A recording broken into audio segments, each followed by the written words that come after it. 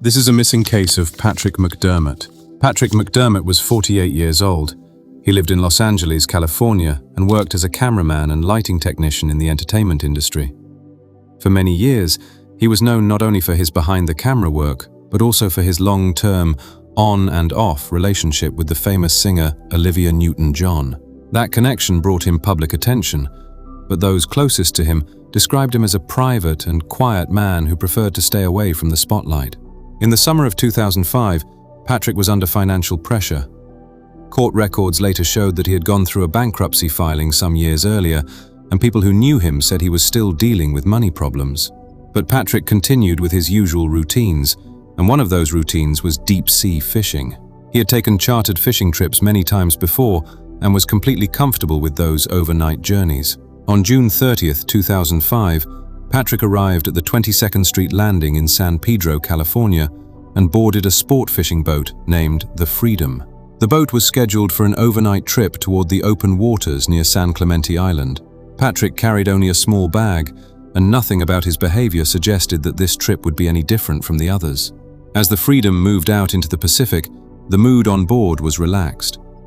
Passengers walked around the deck, talked with one another, and prepared for a long night at sea. Patrick was seen socializing and moving around the boat. At one point, he was observed eating a meal in the galley. Investigators later confirmed that this meal was the last confirmed sighting of Patrick McDermott on board the vessel. He appeared calm, showed no sign of distress, and did not tell anyone that anything was wrong.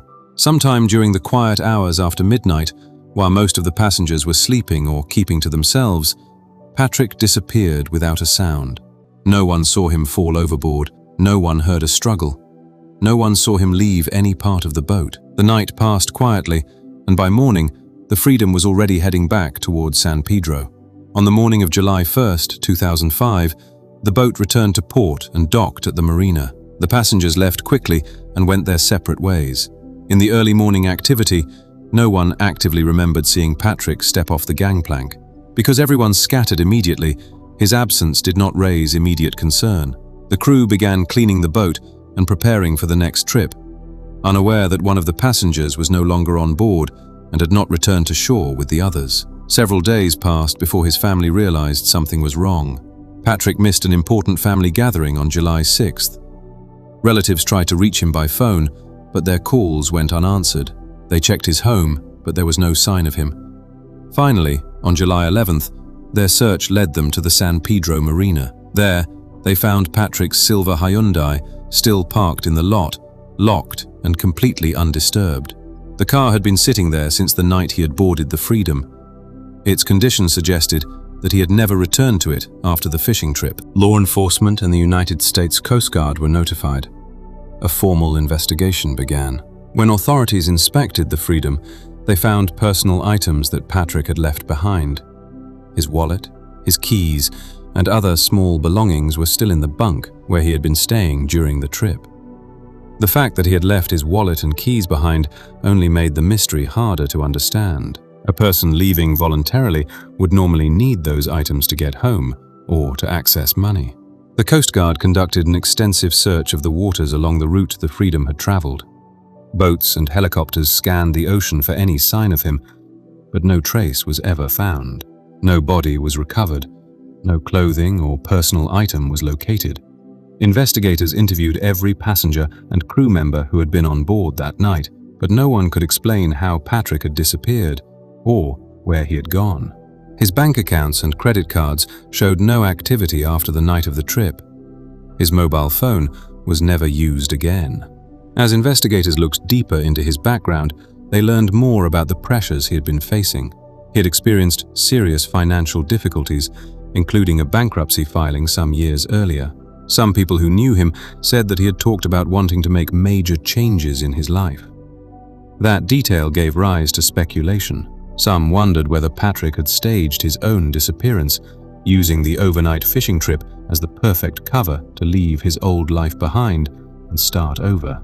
In the years that followed, those rumors grew. Private investigators and journalists chased down reports and sightings that claimed Patrick had been seen alive in Mexico, living under an assumed identity.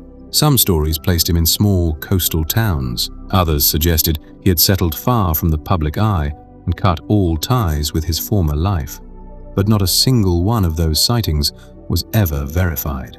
Every lead turned out to be either a mistake, a rumor, or a fabrication.